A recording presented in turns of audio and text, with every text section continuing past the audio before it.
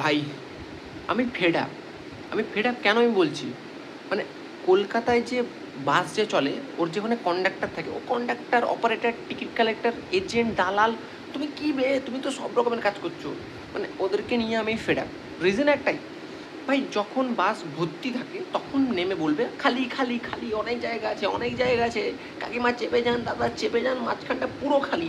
মানে সিটের দুদিকে দু সাইডে লোক দাঁড়িয়েছে, ওদের মাঝখান দিয়ে একটা গ্যাপ করে লোককে ঢুকে দিল।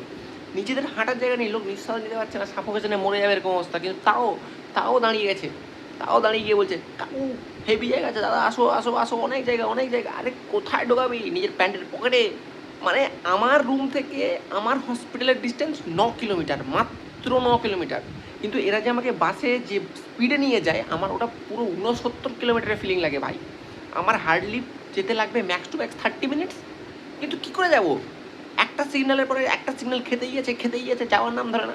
পেছন থেকে 3-4 জন কাকু একের পর এক গালাগালি দিয়ে যাচ্ছে, অকথ্য গালাগালি দিয়ে যাচ্ছে ভাই। কিন্তু এদের কোনো যায় আসে না।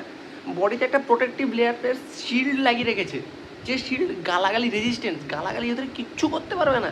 আর এদের কাছে তো সব থেকে বড় চ্যালেঞ্জ হলো যদি বাস খালি থাকে। এদের থেকেও বড় চ্যালেঞ্জ আমাদের কাছে থাকে, যে ভাই আজকে পৌঁছবো তো টাইমে, আজকে ঠিকঠাক টাইমে পাঞ্চ করতে পারবো তো, নাহলে হয়ে গেল, স্যালারি কেটে যাবে। ওদের ওটা তো কোনো জায়গা আছে না ভাই, একদম নিজেদের ফিলিংস আছে। এইদিকে দাঁড়িয়ে দাঁড়িয়ে রাস্তার পরে মিড়ি ঢুকে যাচ্ছে, ওদিকে বলছে যাবে যাবে, ফাঁকা আছে ফাঁকা আছে, পুরো ফাঁকা বাস, উঠে যাও উঠে যাও। আরে ফাঁকা তো তোদের চিরজীবন থাকে, তোদের চোখে কখনো ভরা বাস দেখাই যায় না। আর তার থেকে বড় চ্যালেঞ্জিং ব্যাপার এটা হলো যে বাস ভর্তি থাকার থেকে বড় চ্যালেঞ্জিং ব্যাপার হলো যদি পেছনে আরেকটা সেম রুটের বাস থাকে।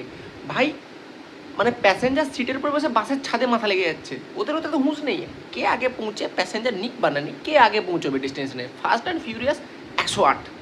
আর যদি কেউ দুর্ভাগ্যক্রমে একটা 100 টাকার নোট ধরে দিয়েছে, ওর ভাড়া হচ্ছে 14 টাকা বা 15 টাকা বা 20 টাকা, এমন মুখটা করবে যেন ওর কাছে টাকা নেই, অথচ আঙুলের ফাঁকে এরকম এরকম করে কতগুলো খুচরো নোট গুঁজে রেখেছে, তাও বলবে দাদা খুচরো তো নেই দাদা, খুচরো না নিয়ে বাসে ওঠো কেন দাদা।